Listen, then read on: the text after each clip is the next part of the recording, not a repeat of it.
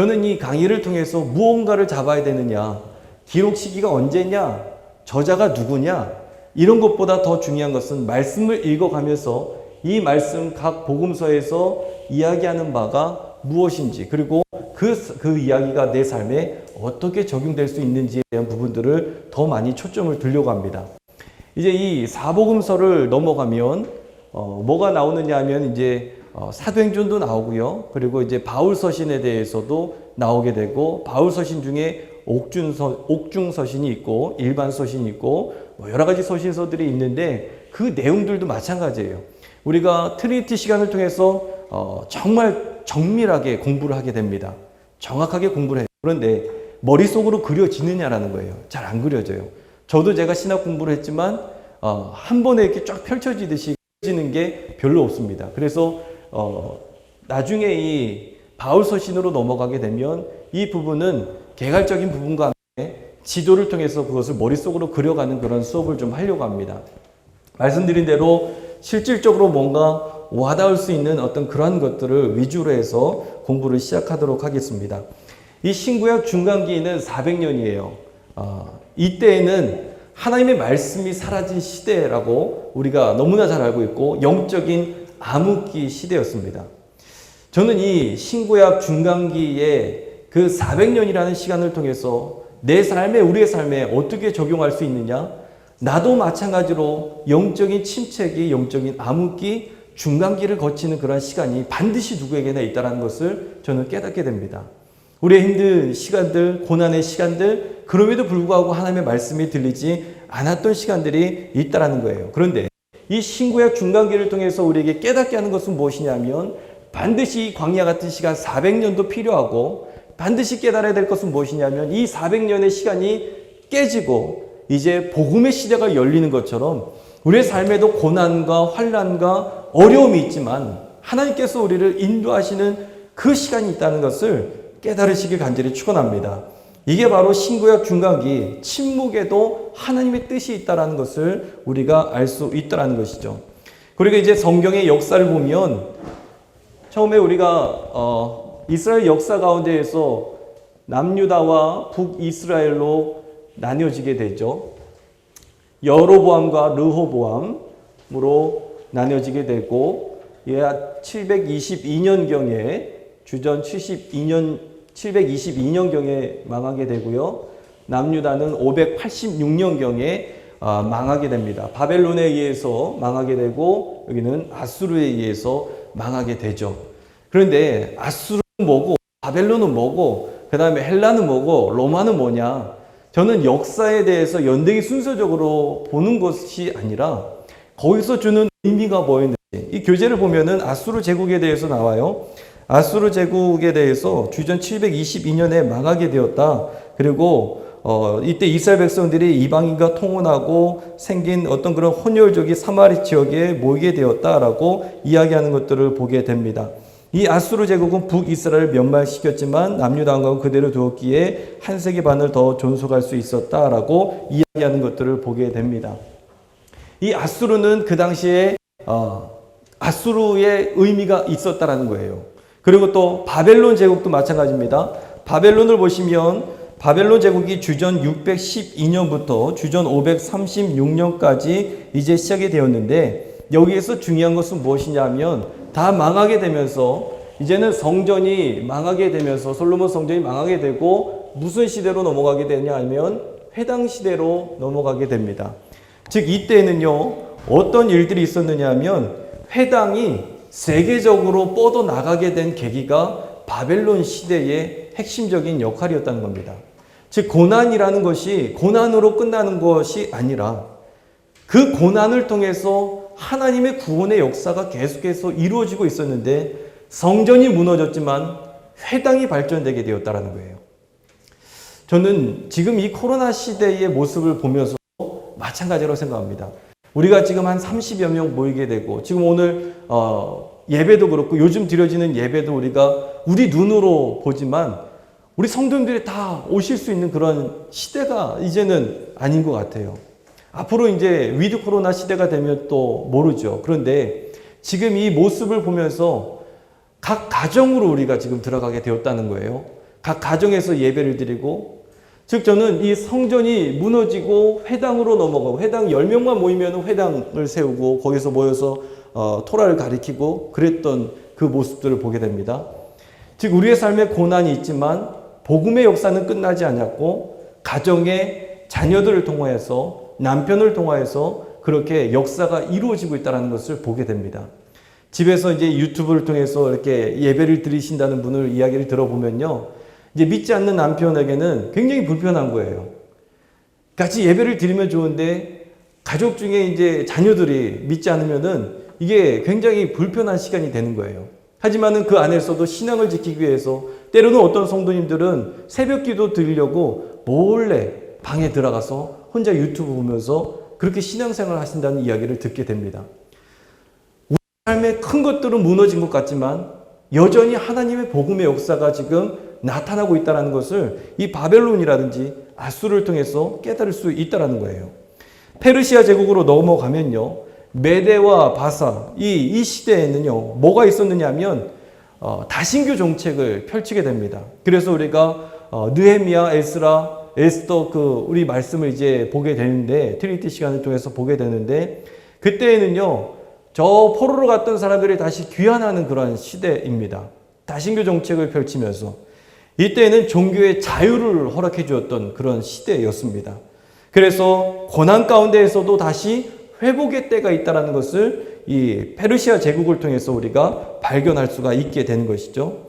그리고 헬라로 넘어가면요, 어떤 일이 펼쳐지게 되느냐 하면, 이제 헬라 시대를 맞이하면서 그동안의 히브리어로 이 성경이 이제는 헬라어로 번역이 되면서 이게 이제 70인역이라고 하는 거거든요.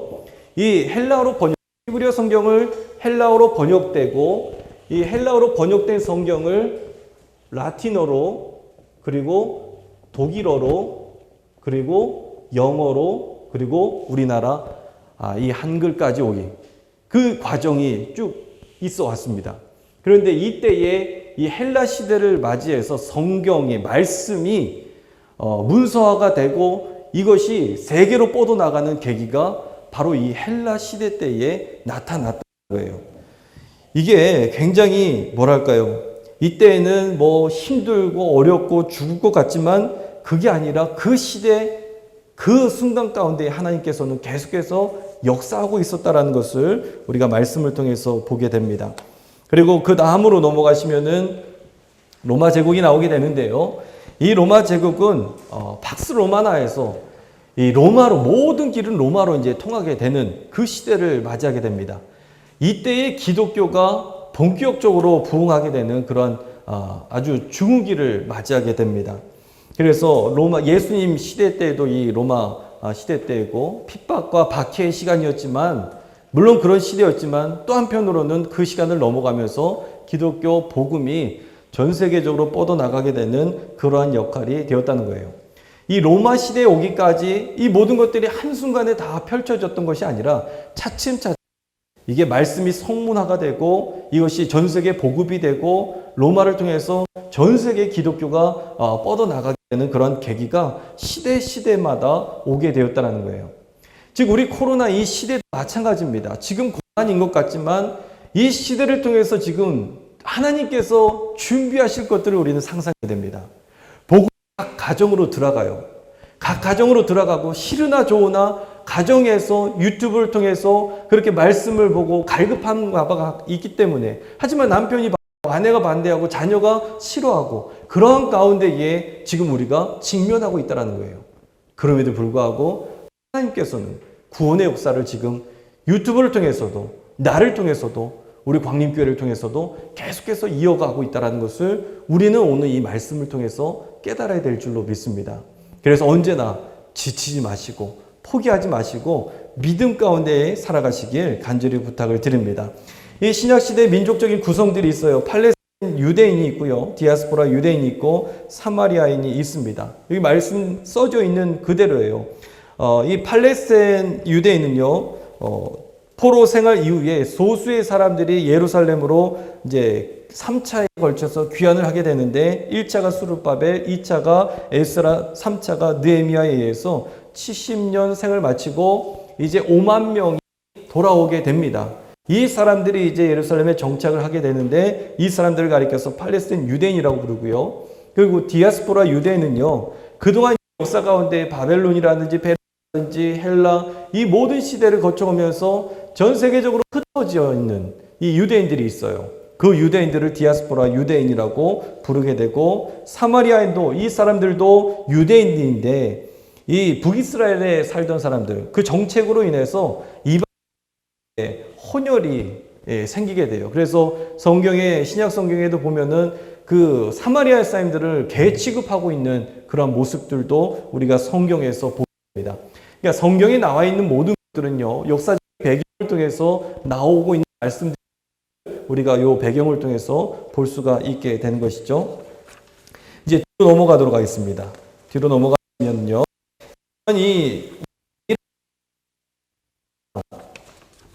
제가 보니까는 시간이 많지가 않더라고요. 그래서 오늘 하고 1강까지를 이제 오늘 이제 진행을 할 거고요. 그리고 그 다음 주에는 2강, 3강, 그 목차에 보시면은 2강, 3강이 있습니다. 그렇게 다음 주에 진행을 할 거고, 그리고 4, 5, 6강을 또 진행을 할 거고요. 해서 10강을 빠짐없이 그렇게 진행을 할 예정입니다. 여러분들 빠지지 마시고 그렇게 참여해 주시길 부탁을 드립니다. 신약성경 총 27권으로 되어 있습니다. 지금 4복음서 공간복음서를 얘기했는데요. 마태, 마가, 누가, 요한. 그 다음에 나오는 게 뭐죠?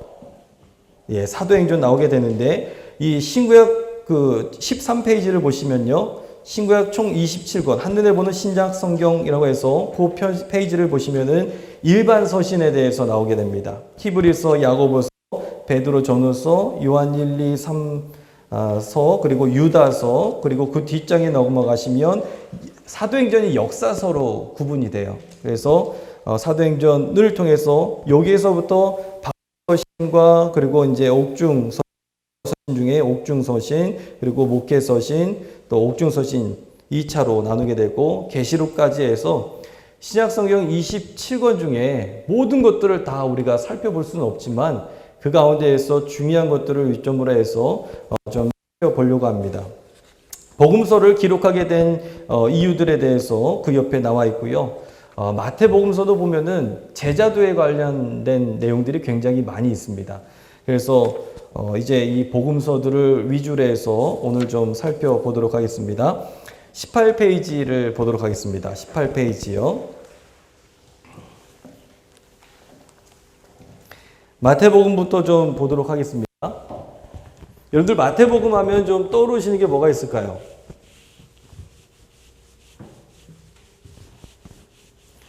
마태복음 하면 가장 먼저 떠오르는 거는 족보. 예. 제가 그래서 오늘 족보 이야기를 할까 하다가 전부 다 주무실 것 같아서 족보는 또 많이 들었어요. 그죠? 족보 중에 안 나오는 데가 있죠. 어디가 안 나오죠? 마가복음에는 족보 이야기가 나오지 않습니다. 왜 그럴까요?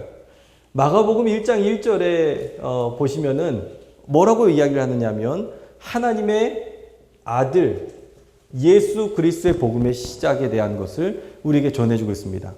즉 하나님의 아들인데 하나님의 아들에 있어서 딱 명확하게 나와 있는데 이것은 족보가 설명이 배경이 설명을 할 필요가 없다라는 거예요. 그렇기 때문에 마가복음에 있어서는 족보 이야기가 나오지 않습니다. 또 마가복음에 보면요.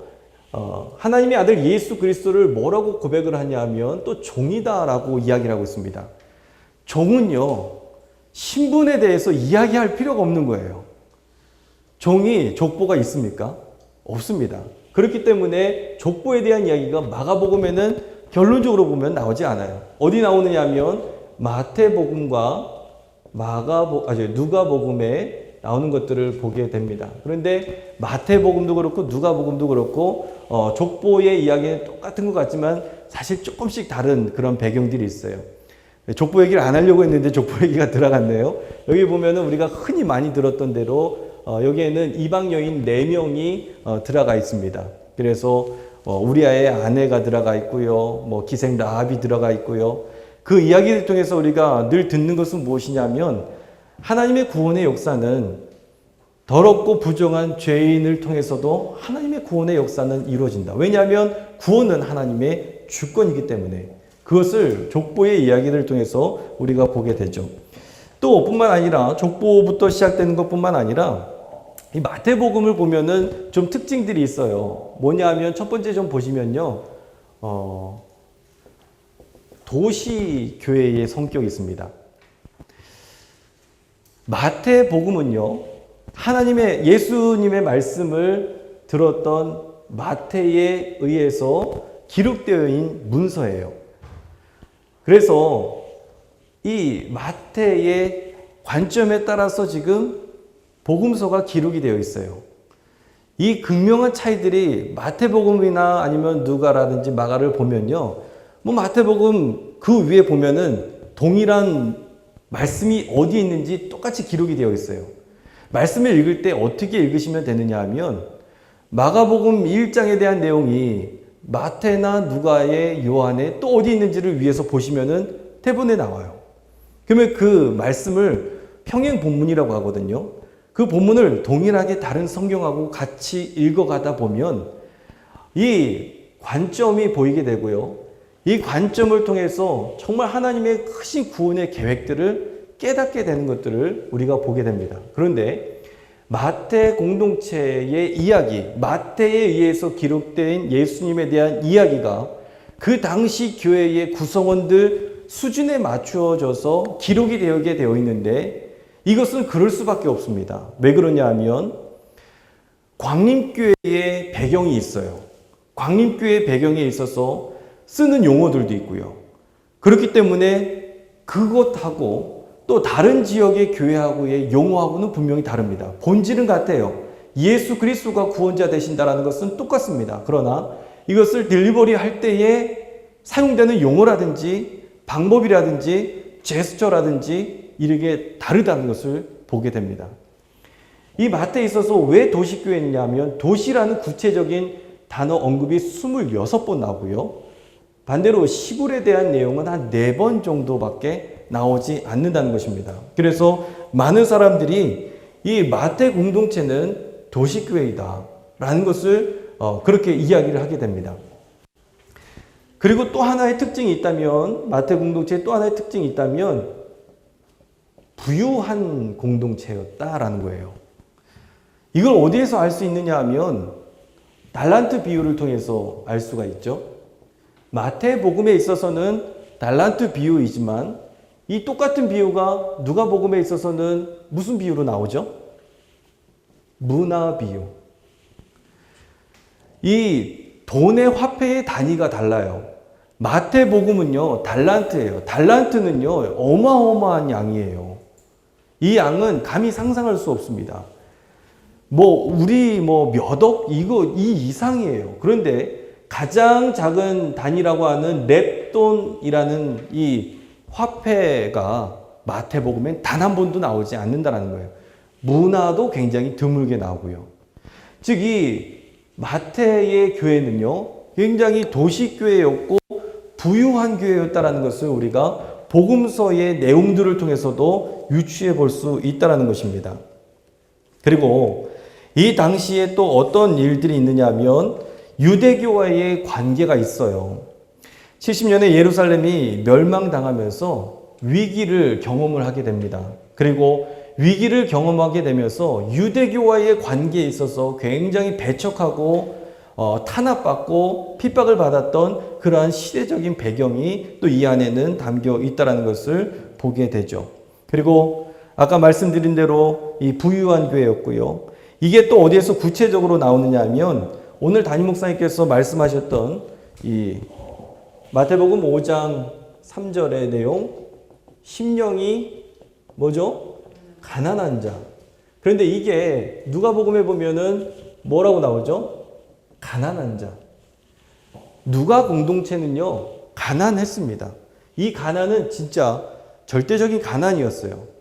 그 공동체 자체가 가난한 사람들이, 가난한 성도가 많이 모여 있었어요. 근데 이게 마태복음에 있어서는 심령이 가난하다라는 이야기로 우리가 듣게 됩니다. 심령이 가난하다. 이것은 오늘 담임 목사님 말씀하신, 제가 은혜를 받았어요. 그 이야기를 오늘 준비를 했는데 이 이야기에 똑같이 나와서 제가 은혜를 받았습니다. 심령이 가난하다라는 것은요, 부유했기 때문에 가난에 대해서 많은 사람들이 동의할 수 있는 부분이 아니에요. 그런데 심령이 가난하다라는 것은 우리가 물질이 풍요하면 부족한 게 없을 것 같지만, 저도 제가 성교구 목사로 신방하면 가정에 문제 없는 가정은 한 가정도 없습니다. 마음이 영적으로 굉장히 곤고하고 힘들어하는 가정들이 굉장히 많이 있어요. 즉 심령이 가난하다라는 것은요, 나는 아무것도 아닙니다. nothing이에요. 주님께서 나를 붙잡아 달라는 그러한 이야기가 바로 이 심령이 가난하다라는 그런 말에 모든 것들이 들어있는 것을 보게 됩니다. 이 사회는 부자였고요, 상류 사회였습니다. 그걸 또 어디에서 알 수 있느냐 하면 예수님의 탄생의 이야기들을 우리가 들으면서 성경에 있어서 등장하는 인물들이 좀 다르다는 것을 우리가 말씀을 통해서 많이 보게 돼요.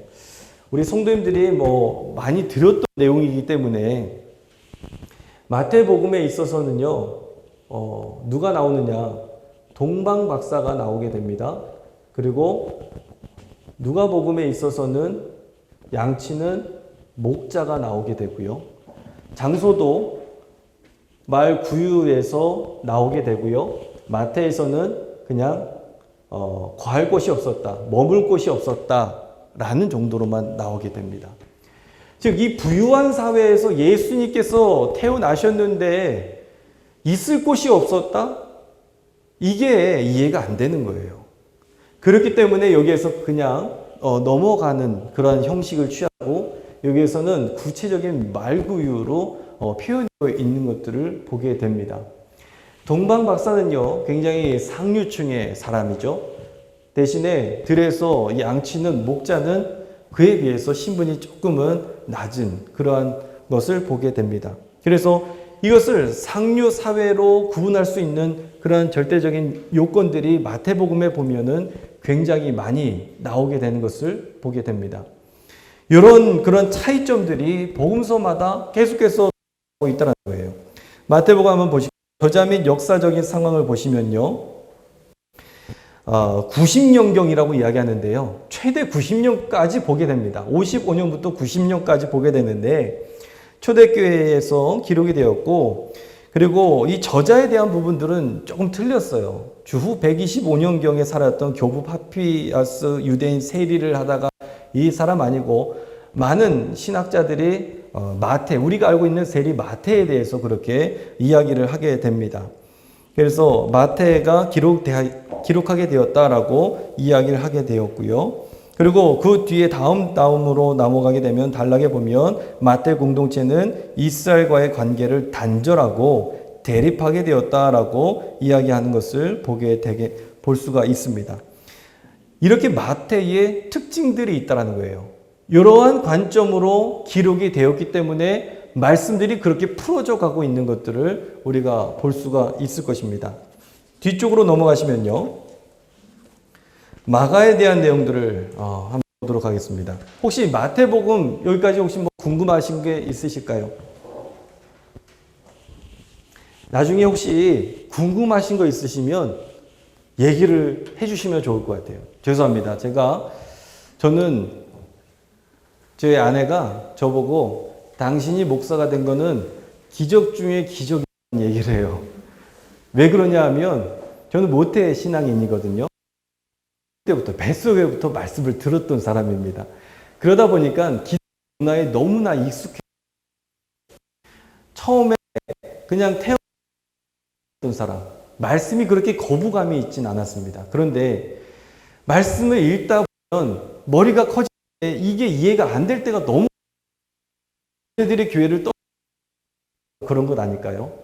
내 경험상 이게 이해가 안 돼요. 저도 그랬습니다. 이게 말씀이 이해가 안 되는 거예요. 태초에 하나님께서 천지를 창조하셨는데 그 증거에 좀 좋을 것 같은데 교회에서는 그냥 덮어두고 믿으라는 거예요. 그래서 거기에 너무나 많이 실망했던 사람 중에 하나입니다. 저희 세대가 아마 그런 것 같아요. 그 당시 시대적인 분위기가 또 그랬던 것 같고요. 그러면서 저는 고등학교 때는 교회를 잘 안 다녔습니다. 죄송합니다. 잘 안 다녔습니다. 우리 자녀들이 교회 안 다니는 분들이 있는데 저는 절대 실망하지 않습니다. 왜냐하면 반드시 돌아오게 될 줄로 믿습니다. 그 아들들이, 그 딸들이 예수를 잘 믿다가 때로는 말씀이 믿지 않아서 실족하게 되고 때로는 여기 치이고 저리 치이게 되다가 신앙을 떠나게 돼요. 그런데 그 아들이 또 다른 아들을 낳을 때에, 그 딸이 또 다른 딸을 낳을 때에 부모가 되면서부터 인생의 한계를 느끼게 되고 말씀이 공고하고 뭔가 내 인생이 뭔가 어디를 향해서 가고 있는지 모르는 그 시점이 다가오게 될 때에 반드시 하나님의 말씀의 역사는 그때를 통해서 또 역사한다는 것을 제가 보게 됩니다. 그래서 항상 소망을 가지고 항상 그런 믿음을 가지고 나왔으면 좋겠습니다. 그때 제가 굉장히 의심이 많았어요. 의심이 많다 보니까 성경을 그냥 고지고대로 안 믿었던 거예요. 정말 누가 얘기하는 것처럼 이게 맞나 안 맞나를 제가 체크를 했습니다. 맞나 안 맞나, 내 삶에서 적용이 되나 안 되나. 그래서 틀린 것들을 이렇게 하다 보니, 그런데 나중에 제가 교통사고를 당하게 되면서 하나님의 주권적인 역사가 있다는 것이 믿어지게 되었고, 이거는 성경을 쪼개는 게 아니라 성경을 비교해 가면서 내 상황이 지금 마태의 상황인가 마가의 상황인가 유다인가를 이렇게 점검해 볼 수 있는 그런 시점이 그런 것이 다가오게 되었다는 것을 제가 보게 됩니다. 마가를 보시면요, 마가복음에 보면은 어떠한 특징들이 있을까요? 마가의 저자는 그 혼이불이 벗겨지면서 도망쳤던 그 마가라고 많은 학자들이 이야기를 하게 됩니다. 사복음서 중에서 마가복음서가 가장 먼저 기록이 되었다라고 이야기합니다. 55년 이전이라고 이야기를 하는데요. 이 사복음서, 공간복음서의 기록 순서를 보면은 이 마가복음이 가장 먼저 쓰여졌고, 그 다음에 마태복음이 그 다음에 쓰여졌고, 그 다음에 누가복음이 쓰여졌고, 요한복음이 가장 나중에 쓰여졌다라고 그렇게 많은 학자들이 이야기합니다. 물론 여기에 반론을 제시하는 분들도 많아요. 그래서 제가 그 복음서의 기록 시기에 대한 것을 그렇게 중요하게 생각하지 않는 이유가 바로 그런 겁니다. 그리고 전체 이 신약 성경 중에 가장 먼저 기록이 된 거는 데살로니가 전서가 가장 먼저 이제 기록이 되었습니다. 이 마가의 내용들을 보시면요, 아까 말씀드린 대로 예수 그리스도에 대한 고백, 물론 마태도 누가도 하나님의 아들이라는 고백은 동일하게 나오지만 마태복음에 있어서는 다윗의 자손을 더 강조하게 됩니다. 즉 혈통을 강조하게 돼요. 마태는 그래서 마태복음에는 혈통을 강조하면서 다윗의 계보를 잇는, 즉 유대의 정통성을 잇는 것을 굉장히 강조합니다. 물론 하나님의 아들이신 것도 이야기를 하죠. 근데 마가복음에 있어서는 하나님의 아들이다, 끝. 설명이 필요 없는 거예요. 족보 필요 없습니다. 또 마가복음을 기록했을 당시가 저 수리아 안디옥에서 감옥에서 시간이 없었을 때에 기록이 되었다라는 그러한 이야기가 있어요. 그러니까 시간이 없다 보니까 족보까지 이야기할 시간이 없는 거예요. 그렇기 때문에 족보를 빼놓고 가장 복음에 있어서 핵심적인 것만 이야기했다라고 그렇게 말하는 그런 일들도 있습니다.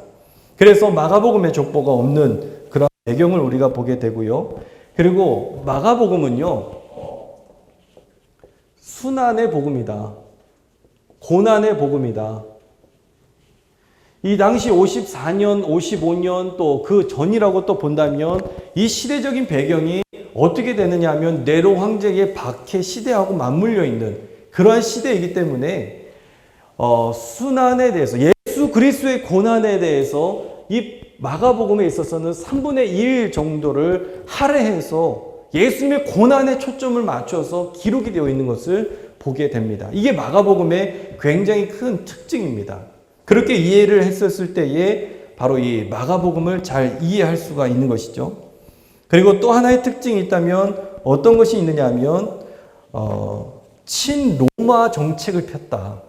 이게 조금 아이러니해요. 로마로부터 박해를 받았는데도 불구하고 로마에 좀 친한 정책을 쳤다.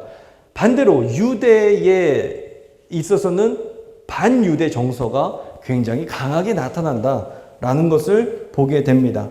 어디서 보게 되느냐면 한번 우리 찾아보겠습니다. 마가복음 3장 6절을 한번 보도록 하겠습니다.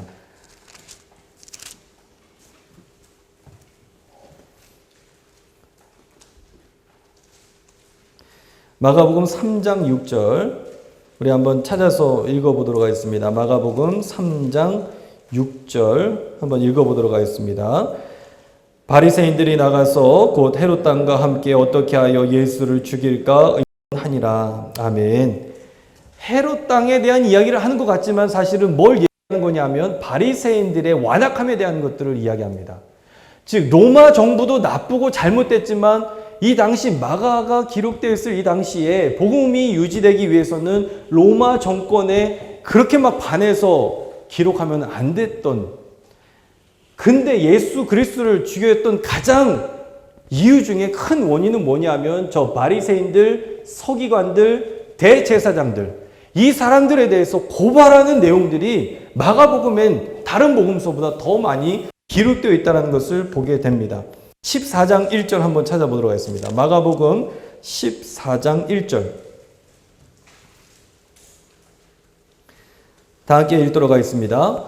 이틀이 지나면 유월절과 무교절이라 대제사장들과 서기관들이 예수를 흉계로 잡아 죽일 방도를 구하며, 여기 나와 있는 대로 지금 예수 고난에 있어서 가장 대제사장, 서기관, 바리새인들, 이 사람들에 대한 고발에 대한 내용들이 마가복음에는 계속해서 나와 있는 것들을 보게 됩니다. 이게 바로 마가복음의 특징이에요. 그리고 또 마가는요, 복음에 있어서 이방인들을 중심으로 복음서가 기록이 되었다라는 이야기를 하게 됩니다. 왜 그러냐 하면 이방인들을 굉장히 옹호하는 내용들을 많이 쓰기 때문에 그렇습니다. 구체적으로 얘기를 하자면은 마태에 있어서는 복음을 전할 때 이방 땅에 들어가지도 말고 발에 먼지를 털고 나오는 그런 이야기가 나와 있는데 마가복음에는 그러한 내용들이 없다라는 거예요. 그래서 이방인들, 그리스도인들이 그 당시에 이방인 그리스도, 그러니까 이방인이었는데 개종해서 그리스도인이 된 사람들이 마가 공동체의 주축을 이루고 그래서 이방적인 요소들에 대해서 막 나쁘게 이야기하지 않고 그들도 우리가 복음을 전해야 될 그런 사람들이라고 그렇게 이야기하는 경우들이 굉장히 많이 있는 것들을 보게 됩니다. 이게 마가복음의 특징이고요. 그 다음에 넘어가시면은 22장에 이게 1시간이 굉장히 짧아요. 저는 그래서 이거를 이게 막 하고 싶은데 시간이 1시간밖에 없다는 게, 제가 지금 강의를 1시간을 지금 아직 해본 일이 없어서 지금 어느 정도인지 한번 지금 보니까 시간이 거의 다 갑니다. 누가복음은요, 누가 공동체는 아까도 말씀을 드렸지만 일단은 저자는 누가예요. 의사 누가하고 사도행전의 저자는 이제 같이 보게 되죠. 누가의 말씀하고 사도행전의 말씀, 제가 예전에 설교할 때에 참 재미나게 봤던 것 중에 하나는 뭐냐면 사도행전에 보면 데오빌로 가카요, 사도행전에 나오나요? 죄송합니다. 한번 사도행전 1장 1절 한번 볼까요?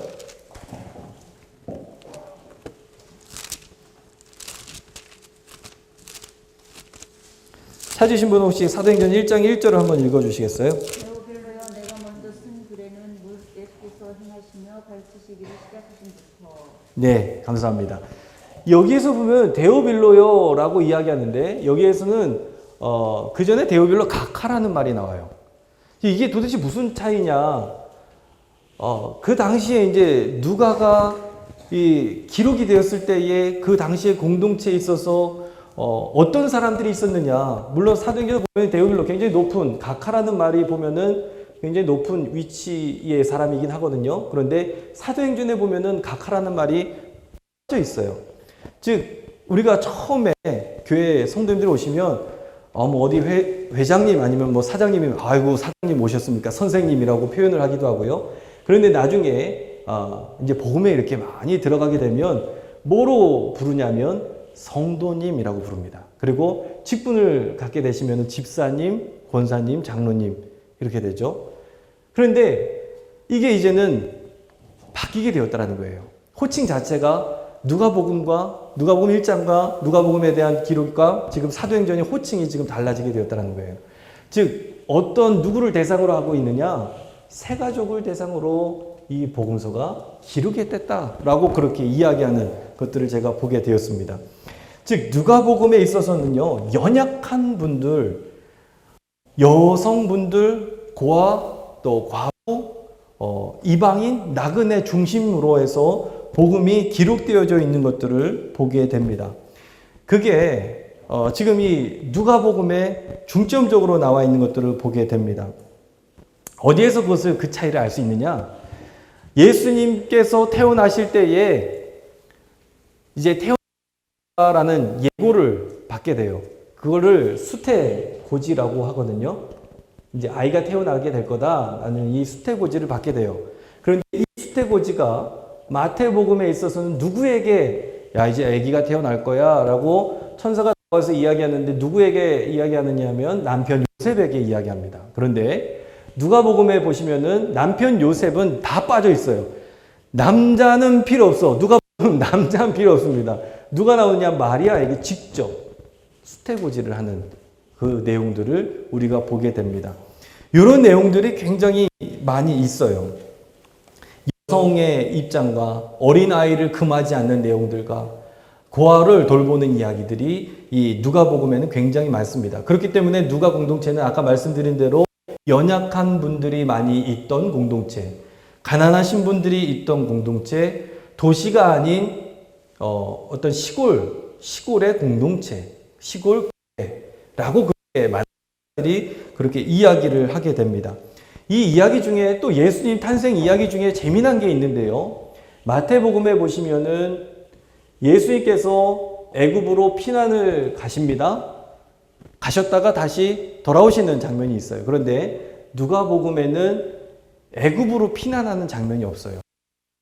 왜 그러냐 하면 이 애굽이라는 것은요, 우리가 그냥 뭐 옆집이라고 그런 개념이 아니라 외국의 개념이에요.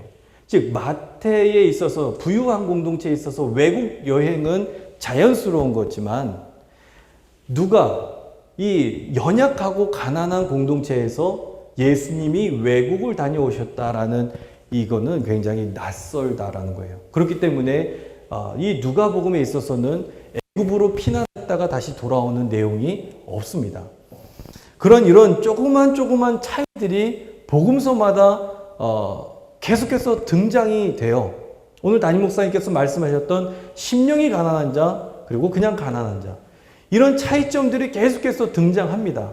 하지만은 하나의 뿌리를 향해서 나가고 있죠. 예수 그리스도는 다윗의 자손이요, 하나님의 아들이요, 우리의 구원자 되신다라는 예수 그리스도에 대한 것은 절대 놓치지 않으면서도 그 공동체에 맞게 계속해서 복음이 흘러가고 있는 그런 내용들을 우리가 볼 수가 있다는 것입니다. 그래서 의사 누가의 관점으로 누가복음과 이제 사도행전이 기록되어 있는 것들을 우리가 보게 되고요. 요한복음으로 넘어가 보시면요. 요한복음으로 넘어가 보시면은 요한복음은 요한, 세베대의 아들, 그리고 또 야고보의 형제인 사도 요한이 기록한 것이다라고 이야기하는 것을 보게 됩니다. 요한복음은 영지주의와의 싸움이 굉장히 강했습니다. 그래서 영과 육에 대한 얘기가 많이 나오고요. 성령에 대한 이야기들을 굉장히 많이 강조하는 것을 보게 됩니다.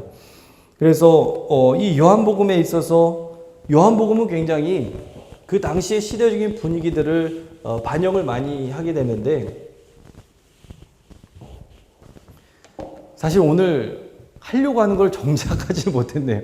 첫 번째 기적 이야기를 좀 비교하면서 하려고 했는데요. 다음 시간에 그거는 하도록 하겠습니다. 먼저 요한복음만 한번 보시면요. 각 복음서마다 첫 기적 이야기가 다릅니다. 첫 기적.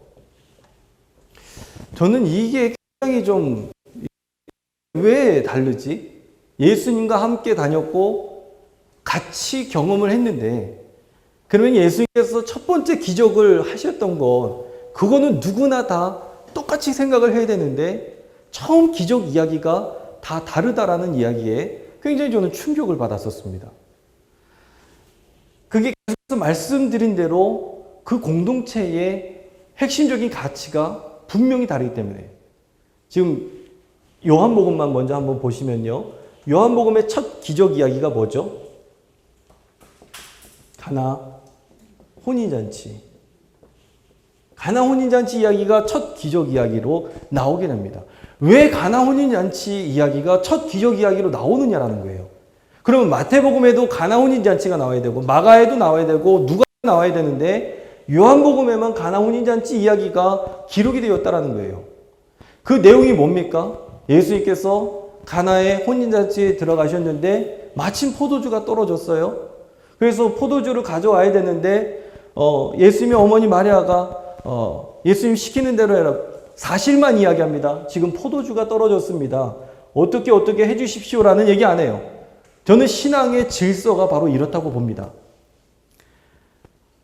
사실만 이야기합니다. 그리고 예수님께서 하실 것을 기대해요. 포도주가 떨어졌어요. 물을 떠오게 돼요. 그리고 물 항아리에 넣다 보니까 정결례 항아리에 넣다 보니까는 이게 포도주가 되었어요.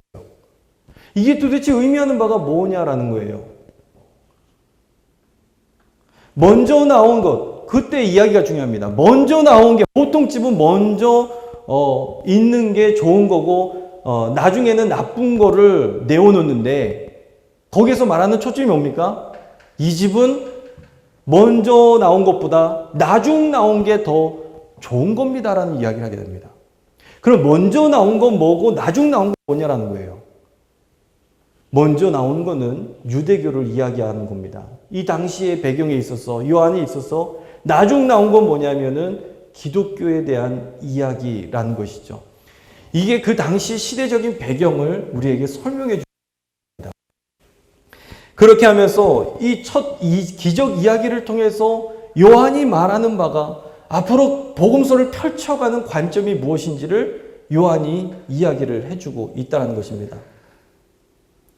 좀 짧게도 한 5분 남았는데 저는 오늘 첫날이니까 좀 일찍 끝내려고 생각을 했는데요. 마태복음을 보시면요. 마태복음의 첫 기적 이야기는 뭐가 나올까요? 문둥병자를 고쳐주시는 이야기들을 보게 됩니다. 문둥병자를 고쳐주는 이야기. 왜 문둥병자를 첫 기적 이야기에 등장을 시키는 걸까? 문둥병자 하면은 거기에 있어서 생각나는 사람이 있어요. 누가 있죠? 모세. 왜 모세가 생각나죠? 모세가 구스 여인을 취한 것을 비방하면서 미리암이 문둥병이 걸렸던 이야기를 우리에게 떠오르게 한다는 거예요. 많은 학자들이 구약적인 요소를 보면서 마태복음은 유대인의 관점에 복음서가 기록이 되었다라고 이야기합니다. 왜 그러냐 하면 지금 모세와 예수님을 계속해서 비교하면서 마태복음이 기록되기 때문에 그렇습니다. 그걸 가리켜서 뭐라고 얘기하냐면 모세 유형론이다라고 이야기를 해요. 모세를 따라서 모세보다 더 크신 분이 예수님에 대한 것을 마태는 계속해서 이야기하는 것들을 보게 됩니다. 구체적으로 보자면요. 예수님께서 광야 40일의 시간을 보내게 되고 이 내용은 광야 40년에 대한 이야기들을 우리에게 생각나게 만듭니다. 그리고 예수님께서 산상수훈을 우리에게 가르쳐 주시죠. 그런데 누가복음에 있어서는 평지 설교로 나오게 됩니다. 왜 산에 올라가셨나? 모세가 산에 올라가서 말씀을 받았듯이 예수님께서도 산에 올라가서 말씀을 받았다라는 내용이 많이 나옵니다. 그리고 마태복음에는 예수님께서 유독 산에 많이 올라가십니다. 이게 어디서부터 출발을 하느냐 하면 바로 모세 출애굽에 대한 이야기, 구약적인 요소하고 굉장히 많이 겹치면서 비교해 가면서 우리에게 말씀을 전해주고 있다는 것이죠. 산상수훈 후에 10가지의 기적 이야기를 우리에게 보여주십니다. 그런데 이 이야기가 어디에서부터 또 우리가 연상이 되느냐 하면 저 모세가 바로왕 앞에서 10가지 재앙을 펼쳤던 그 이야기와 아주 흡사하게 10가지들을 우리에게 소개해주고 있다는 것이죠. 이것 말고도 마태복음 1장부터 27장까지 쭉 보시면요, 마지막에도 산에서 모든 것들을 마무리하고 있는 그 내용들을 우리에게 전해주고 있습니다. 오늘 여기까지 하도록 하겠습니다. 다음 시간에는 휴강입니다. 명절을 잘 보내시고요. 끝낸 것 같은 그런 느낌이 있는데요. 다음 시간에 좀 더 누가복음하고 마가복음에 대한 이야기를 하면서 계속해서 복음서에 대한 이야기하고 그 다음 강, 2강, 3강을 같이 붙여서 이야기를 하도록 하겠습니다. 저는 제가 이 복음서에 대한 설교를 제가 준비하면서 개인적으로 굉장히 은혜를 많이 받는 내용들이 복음서예요. 복음서에서 초점을 두고 그리고 예수님의 구원에 대한 메시지를 붙잡게 하는 게 각 복음서마다 이렇게 조금씩 차이가 있는데 거기에 대해서 오늘 굉장히 큽니다. 이런 말씀들을 쫓아오시면서 실질적으로 복음서를 읽었을 때에 그 위에 있는 성경의 말씀까지 비교해 가면서 읽으시고 그러면서 여러분들이 묵상하시고 여러분들이 거기에서 말씀의 우물을 깊이 끌어내는 저 여러분들 되시길 간절히 부탁을 드립니다. 그러면 아마 이 추주라이프, 이 신약의 강, 지금 사실 이 신약을 모두를 다루기는 이게 거의 불가능합니다. 수박 겉핥기식으로만 가는데 보통 추주라이프가 그런 식으로 진행이 돼요. 이제 연도 얘기하고 뭐 여기에는 무슨 복음서 얘기하고 바울서 씨는 뭐뭐 얘기하고 요것만 얘기해도 이제 좀 시간이 꽉 차게 되는데 그런 것들도 우리가 충분히 알면서 실질적으로 머릿속으로 그려지는 것, 뭐 팔레스틴이면 팔레스틴, 로마면 로마, 아니면은 사도 바울이 복음서 여행을 다녔던 때의 어떤 그런 배경, 사도행전에서 이 지역, 여기에서 죽을 뻔했던 것, 그런 경험들, 이런 것들이 좀 머릿속으로 그려지는 그런 수업을 많이 좀 진행을 하도록 하겠습니다. 기도하고 마치도록 하겠습니다. 하나님 감사합니다. 주님께서 은혜 주셔서 이 시간도 말씀 공부하게 하시니 참으로 감사를 드립니다. 우리가 복음서를 보게 되었는데 하나님 저희들 그 시대마다 저자마다 하나님에 대한 복음을 전하는 데에 열심을 냈던 것을 보게 됩니다. 그 공동체에 맞게 정말 소화하기 힘들면 죽으로 만들어서 그 공동체에 줬던 이야기들, 또 신앙이 성장한 사람들에게는 그에 맞춰서 이야기를 전했던 그러한 복음의 이야기들, 하나님 나는 지금 어떠한 상태인지를 알게 하시고 또 내가 연약한 상태 가운데에서도 고난의 상황 가운데에서도 하나님 구원의 역사는 끝나지 않았다는 것을 우리 가정이 믿음으로 고백할 수 있도록 주여 도우시고 인도하여 주시옵소서. 여기 모인 자들 주님께서 축복으로 함께하여 주시고 또 다음에 만날 때에 주님께서 함께해 주시되 기쁨과 삶의 소망이 넘쳐날 수 있는 복된 주의 백성들로 주님께서 삼아 주시옵소서. 주님께서 함께해 주실 줄 믿사오며 예수 그리스도의 이름으로 감사하며 간절히 기도드리옵나이다. 아멘. 하늘에 계신 우리 아버지여, 이름이 거룩히 여김을 받으시오며 나라의 마옵시며 뜻이 하늘에서 이루어진 것 같이 땅에서도 이루어지이다. 오늘날 우리에게 일용할 양식을 주옵시고 우리가 우리에게 죄 지은 자를 사하여 준 것 같이 우리 죄를 사하여 주옵시고 우리를 시험에 들게 하지 마옵시며 다만 악에서 구하옵소서. 대개 나라와 권세와 영광이 아버지께 영원히 있사옵나이다. 아멘.